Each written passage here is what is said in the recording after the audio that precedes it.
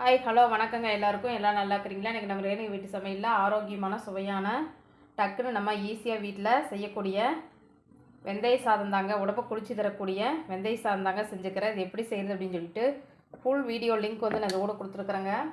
ரொம்ப ரொம்ப டேஸ்ட்டாக இருக்குங்க. இது சாப்பிட்றதுக்கு அவ்வளோ டேஸ்ட்டாக மணமாக ரொம்ப ஆரோக்கியமாகவும் இருக்குங்க. கசப்பெல்லாம் அடிக்காதுங்க. வெந்தயம் ரொம்ப ரொம்ப உடம்புக்கு வந்து நல்லதுங்க. அயன் கண்டென்ட் உடையதுங்க. பாருங்கள், இது போல் நீங்களும் செஞ்சு சாப்பிட்டு பார்த்துட்டு எப்படி இருந்துச்சு அப்படின்னு சொல்லிட்டு கமெண்ட் பண்ணுங்கள், லைக் பண்ணுங்கள், ஷேர் பண்ணுங்கள், சப்ஸ்கிரைப் பண்ணுங்கள். பிடிச்சிருந்துச்சுன்னா தொடர்ந்து ரேணுகா வீட்டு சமையலுக்கு சப்போர்ட் பண்ணுங்கள். பாருங்கள், இது போல் சூப்பராக நீங்கள் செஞ்சு சாப்பிட்டு பார்த்துட்டு எப்படி இருந்துச்சுன்னு கமெண்ட் பண்ணுங்கள், லைக் பண்ணுங்கள், ஷேர் பண்ணுங்கள், சப்ஸ்கிரைப் பண்ணுங்கள். பிடிச்சிருந்துச்சுன்னா தொடர்ந்து ரேணுகா வீட்டு சமையலுக்கு சப்போர்ட் பண்ணுங்கள்.